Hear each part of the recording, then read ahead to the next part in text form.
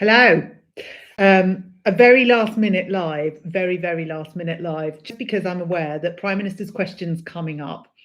And so many people have so many things to say about Epstein, Mandelson, Starmer, all of it is just absolutely horrific. And so I can't cover it all in a video. I wish I could cover it all in a video. I'd have to do sort of like 14,000. I know loads of people are, well, I know this is probably not the best time of day to be doing a live. If you're having your coffee break, yay. But it was really just to give anyone the opportunity to raise anything that they wanted and also to talk about it amongst us, what we think is going to happen. What do I think is going to happen? Well, two-pronged effort. I think Kemi's going to go for the jugular, absolute jugular. I suspect she has been as busy writing her questions and what she wants out of this as he's been writing his defence. He'll have gone into full lawyer mode. I think he will have very carefully scripted answers that he's absolutely not going to deviate from. And I don't think however much pushing, there will be much deviation, but I do think he could possibly lose his rag today. I'm wondering, from a psychological perspective, where he's sat. It'd be really interesting to see mentally how he's doing at the minute, because this could be the actual end of his prime ministerial career for sure. And I think he probably knows that. I think he's probably very well aware of the stakes. I mean, Boris resigned over a piece of cake. And that was forced by Labour. I'm not saying wrongly forced, I'm just saying it was forced by Labour. We've got a scandal that is like no other in most of our political history. The Profumo one, I actually do know a little bit about. There's a few links and family connections to that, would you believe? Although all very tittle-tattle and hearsay, so we're not entirely quite sure. But you know, it is being linked to that, and it is being linked to Cakegate. But, oh, beautiful thumbnail, thank you. It's taken years ago. Don't look like that anymore, do I? I ought to update that, actually, and put one that actually resembles me. I think that must have been about 8 years ago. I have cragged since then. Anyway, I think right now, in the bowels of Westminster, Keir Starmer will be quite nervous, but he will also be ready to be on the attack. The adrenaline will be pumping through him, and he will be ready to face whatever she thinks or he thinks she'll throw at him. Shenanigans occurring, no notification. Yeah, sorry. So diverting quickly from Keir Starmer, do check your notifications. So I had a 40-minute live chat with a robot for YouTube who tried to fob me off with, oh, it's all of your settings, it's not, blah, blah, blah. And if you post more than one video a day, people don't get notifications, which is absolutely fine. It's more the fact that they're being unsubscribed when they don't want to be, and notifications being turned off. So yes, do check your settings. I don't quite know why. It feels like when we hit the 53,000 threshold, things started going a bit wrong. Anyway, back to Prime Minister's questions. He's going to be absolutely capping himself. And I think Kemi has a real opportunity here. And I think Labour backbenchers have a real opportunity here to reset, to draw a line. This is utterly unacceptable. There's too many variations we're going to get. And I think that Labour will try and bog and deflect and get bogged down into too many variations, because if they can get people caught in that, it takes away from the matter at hand, which is Keir Starmer said he had complete faith in Peter Mandelson, and he had public confidence in him, and he was behind him. That's the nuts and bolts of it. Now, what we are being asked to believe is that Keir Starmer did not know anything about this, and we're being asked to believe that either he didn't know anything about this or Morgan McSweeney didn't know anything about this. But what we do know is that Peter Mandelson was given his position either by Morgan McSweeney or Keir Starmer. So that raises two more questions. Who's running the government? Is it McSweeney or is it Starmer? Who did the vetting? Who did the due diligence for Mandelson to be given his position? Was it Starmer? Was it McSweeney? Starmer will argue that he has people to do this stuff for him. Okay, whatever, we all delegate where we can, but when it's something as important as giving somebody a very, very prominent position, the accountability sort of has to stop with the Prime Minister. Now, my belief is the accountability stops with the Prime Minister full stop.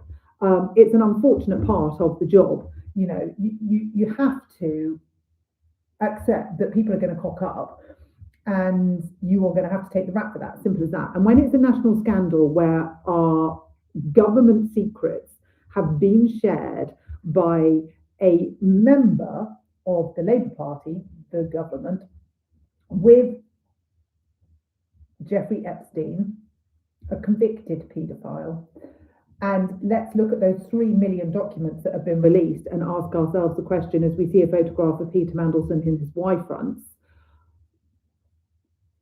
This is not news, is it? It's just not news.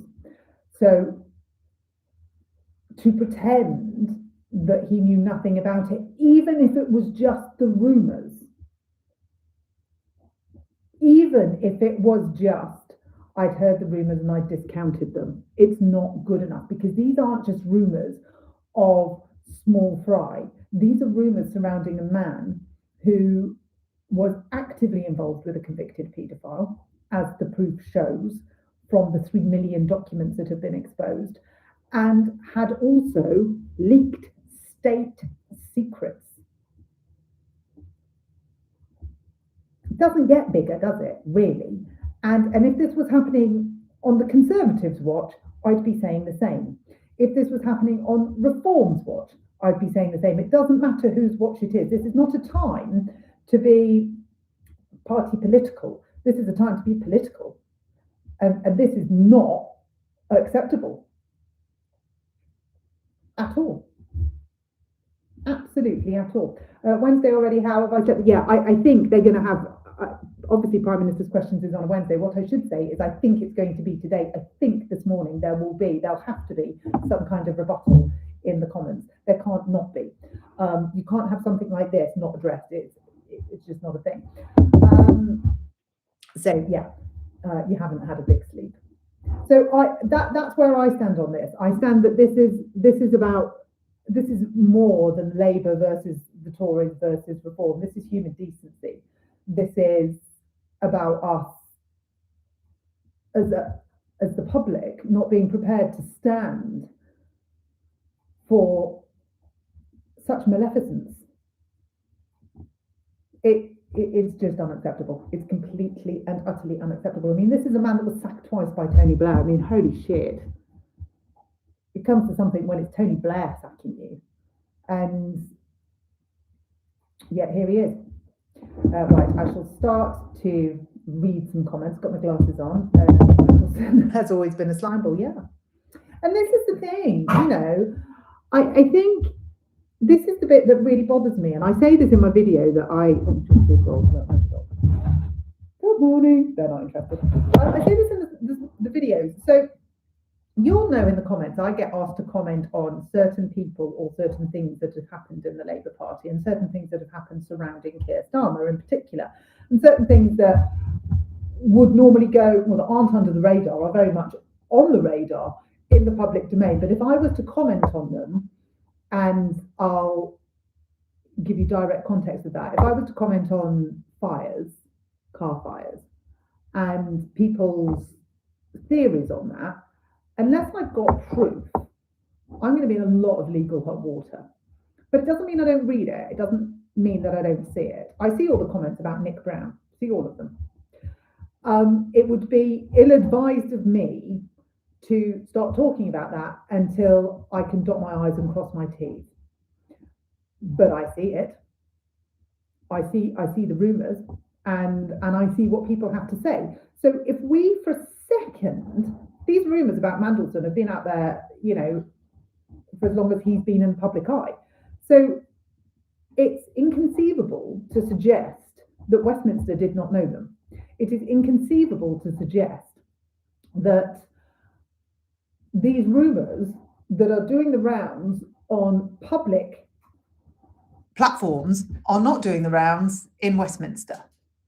So why weren't they investigated? Now, we know that Gordon Brown did ask for an investigation. We don't know into what, or I don't know into what, but we do know that Gordon Brown did exactly do that. And he would not have done that if he didn't think something was going on, would he?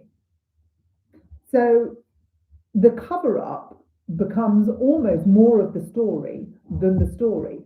And I'm interested to hear the defence for this. I'm very interested to hear the defence for it, because we don't know as yet, do we? We haven't heard it. And this is also interesting. We haven't heard a lot. We've had a lot of Starmer's team being sent out, and you can see the discomfort in their faces. And this, I think, is really important. If you ever wanted to sort of study body language and how, if we needed to know what the Labour Party are thinking, it's abundantly clear in their body language, in the way they're responding to questions, in the way that, and what you say, the microphone is all over the place. Do you know why? I don't know why. Oh, hang on. No, it's connected and it's showing me that I've got absolutely full everything. My microphone tells me that I'm almost deafening you. I don't know why. Anyway, some more questions. I noticed Labour couldn't help but have a dig when you didn't oppose him when you didn't oppose him when you gave him the job. You're in power. When are Labour going to realise? Yeah, I mean, of course they've had a dig at the Conservatives. They'll blame it. You know, they'll blame my dogs if they could. It doesn't wash, and it makes them just look more petty and more pathetic. It will be interesting to see if they continue trotting out that line. But as I said, the bit that I really want addressed, and I'll be really interested to see if Kemi Badenoch addresses this, because I'm assuming that she's going to go down the line of, we all knew, why didn't you? We've all been asking you, we've all been questioning you. And she has been questioning Starmer in the Commons for months on this, very directly, which has led to Starmer saying he's got full confidence in Mandelson. Yes, Prime Minister's questions is tomorrow, but I think there will be some today. Sorry, I wasn't very clear about that. Prime Minister's questions is on a Wednesday, but I think the House will have to be recalled. I mean, it might not be, but I cannot see. Badgie, are you barking because you are bored of this whole Mandelson chat? Dog wants to go out. Come over here. Good boy. I can't see how the House won't be recalled to answer questions today. We shall see. If it isn't, then we are going to have to wait till tomorrow, which is going to be bloody painful, because I'm desperate to know what his defence is, if there is a defence. And as I said earlier, the more time he's got to plan his rebuttals, the more time he's got to plan his defence, is basically fueling the fire. He doesn't need that. We need to know the truth. We just need to not know the scripted responses, you know, the PR spin on this, and how he responds will have a direct correlation to how much longer he is in power for. Because if he gets this wrong, if he does not give the public what they want, which is the truth, there will be calls for... He's just having a rough day, my dog. Yeah, I mean, there's already calls for his resignation, but the calls will become deafening, and he will be given no other choice. And again, perhaps already in the bowels of Westminster, we're having the conversation, who's going to take over, who's going to be in place. And I do think we need to be very mindful of this, that what we've got at the minute is absolutely diabolical. What in the name of God are we going to get instead of? We shall see. So glasses on so I can read. You know what his answer will be when she asks him? I'll take no lectures from the party that tank the economy and are always talking the country down. Yeah, absolutely. Ironically, it's not the Conservatives that are talking the country down, it's Labour. They talk it down with every policy that they implement. Yes, sorry, David, regarding my last post, that's why Starmer wants ex-con free speech. Yeah.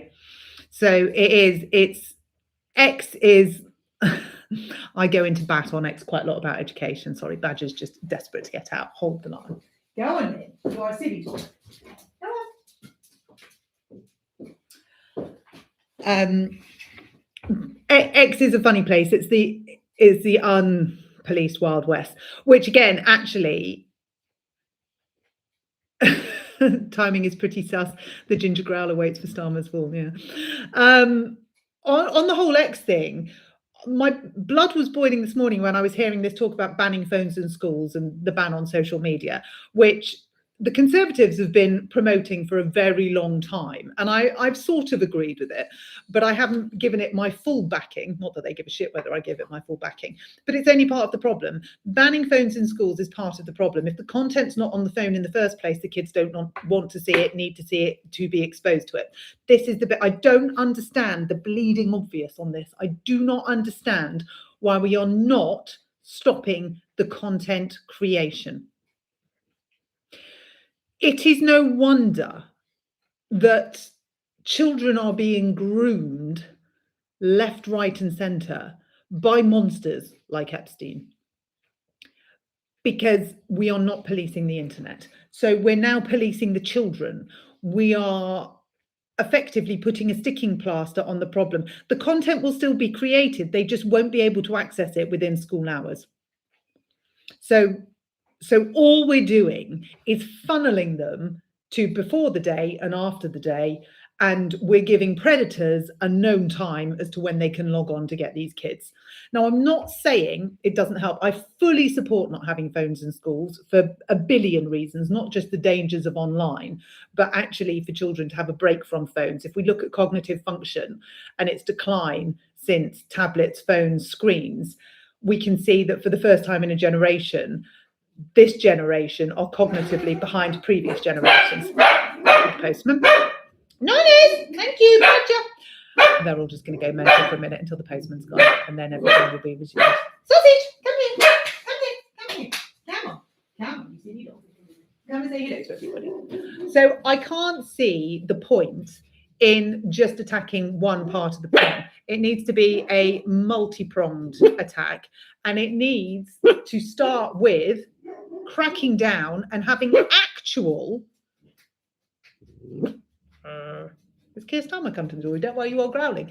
We need to actually do something about it. We need to actually be policing this and having consequences to creating this horrific content and this platform where children are being preyed on. It's as simple as that. I shall read some more of your comments. It'll probably all be about the dogs. I hope Elon isn't involved. No.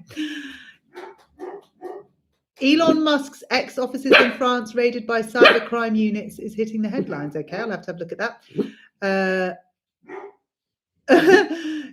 Starmer and Labour polling one below toenail fungus. Interesting. How come MPs are allowed to... Let me just get the dogs. Hang on one second.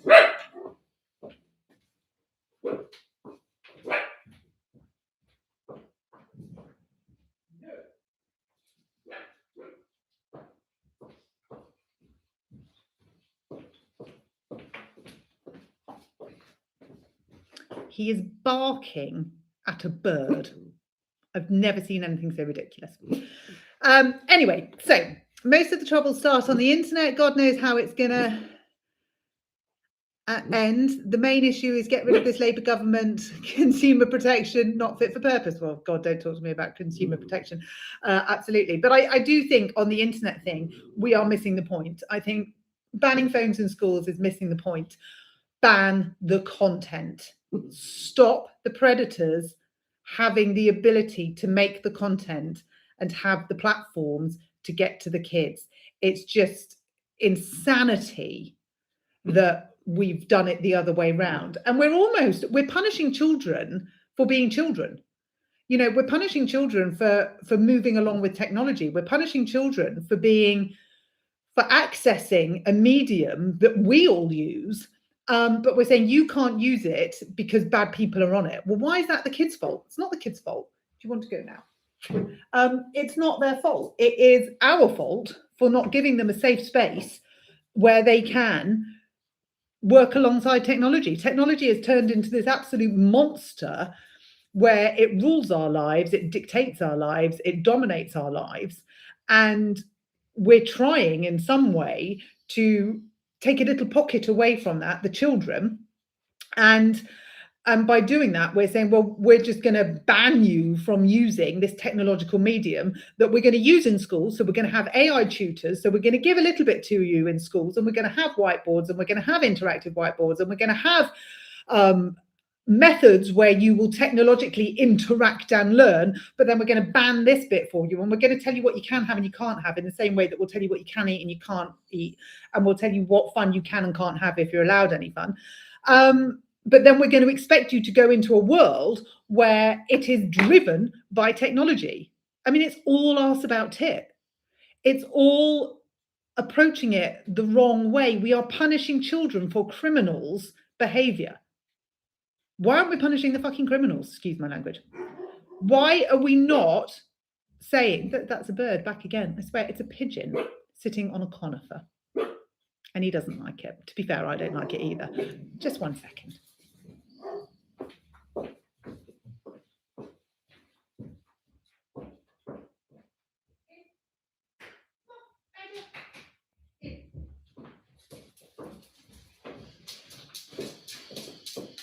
You stay there. It's a pigeon. You do not need to be scared of it. I've brought him in. He's scared. I've interrupted my rant though. So yeah, I think Trump thought Mandelson was it. Well, yeah, and actually Trump's response to this will be very interesting. But back to my internet thing, I feel like we are politicizing yet again children. We are using children yet again as an excuse to control media, control society, control freedoms of speech, control platforms of freedom, and we're putting it under the umbrella of we're protecting them. We're not. We're just funneling things in a different way. I haven't lost a day. Okay, I've really caused confusion with Prime Minister's questions, haven't I? I know it's Wednesday. What I'm saying is, I think there will be a recall in the Commons today. I think he's going to have to go to the Commons. He's going to have to face questions, is what I think. I know it's Prime Minister's questions tomorrow. I'm going to have to correct that because it's going to drive me demented. At school, I regularly got a ruler across my hand for not paying attention, and that was in the early 80s. I know, don't. I'm not saying we need to go back to that either. I just feel kids are the easy target, aren't they? I mean, it's this whole thing with the free bloody breakfasts, which is driving me absolutely demented. And you get the Puritans who say, I cannot believe you are denying a child a piece of toast. I'm like, not. I couldn't be less. And you get those with the VAT, and once they find out that my children go to independent school, then I'm just rich and I've chosen to pay. And then because I'm rich and I've chosen to pay, I must therefore be some nasty individual who's opposed to giving a free breakfast. And it's all utter bollocks. And I said this morning, you're arguing with the wrong people, because actually the people that have made a stand that the state system is eroding their children and not providing an education for them are the ones that support the children that need the help the most. We're the ones that want the kids that need to have food and should be lifted out of poverty. We're the ones that actively want to find a way to do that.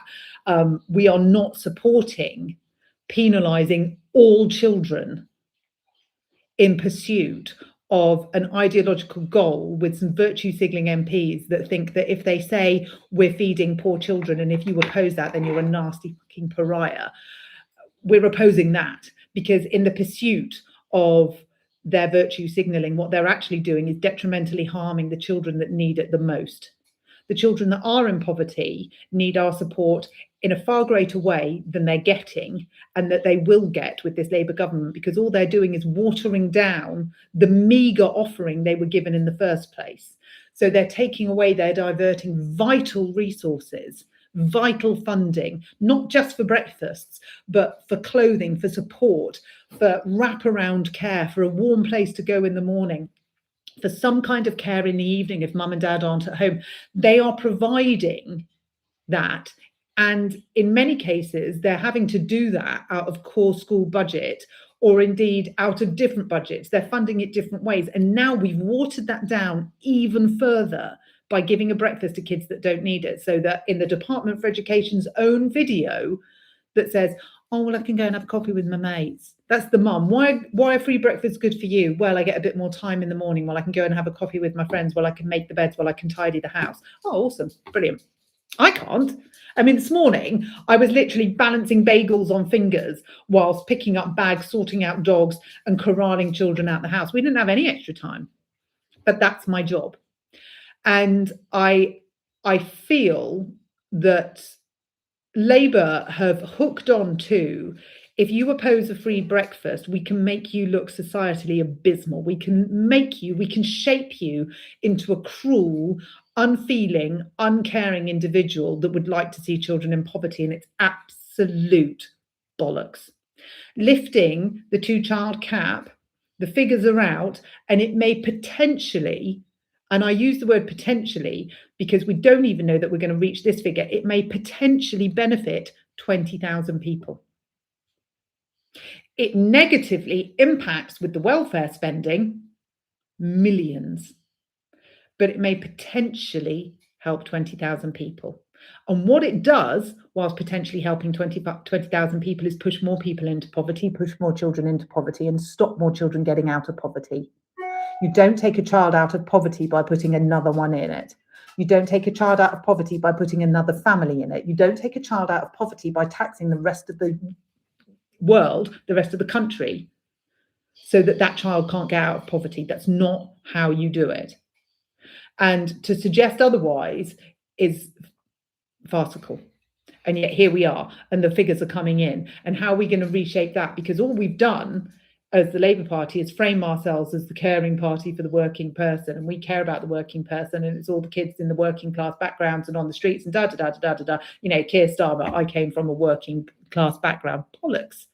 Your private flute lessons. You went to a private school, and we don't know whether your dad owned the tool factory or worked at the tool factory, but he had a good, consistent job, as did your mother, who was a nurse. Now, your mother was unwell, which is hideous for anyone, but you were not penny scraping, and nor was Bridget Phillipson. You know, Bridget Phillipson talks about not having heating in the upstairs of her house as though that's the benchmark for being poor. But yet she went to a faith school and had every extracurricular known to man, was supported by a loving family, and went to Oxford University.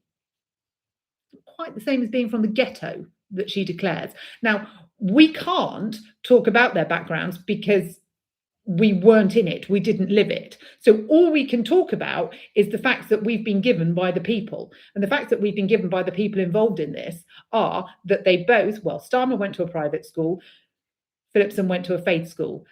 Again, a private school and a faith school that both Starmer and Phillipson are now closing down with their own rhetoric and their own ideology. But they both benefited from that. They both had extracurricular paid for by them by their parents, and they both went to Oxford University. My mum grew up on a council estate. My mum has a very different experience of growing up on a council estate. My grandparents did not have money for extracurricular. My grandparents did not have money to even contemplate my mum going to university. I mean, my mum left school and got a job in Lambeth County Council, I think it was. My dad had a very different upbringing, but my mum's was on a council estate. My mum really did know what it was like to not have any money. And did she penalise anyone that did have any money? Did she think that that was her right? Or did she work really hard, get herself a really good job, forge herself a really good career, bring up 2 children who were state educated? I went to a comprehensive school, and support them in every which way and how that she could, being grateful, pleased, happy and content with her lot? Or did she say, because she grew up on a council estate and couldn't have what my dad had had, for example, then no one else must have it? Did she heckers like?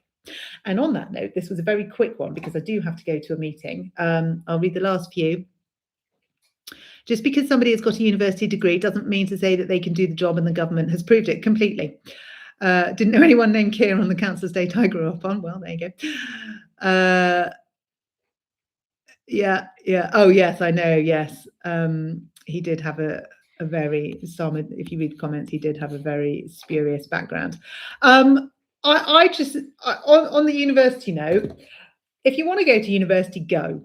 If you don't. In our house, we've got a complete mix. Between the 2 of us, we've got 5 kids, and we've got every single outcome known to man.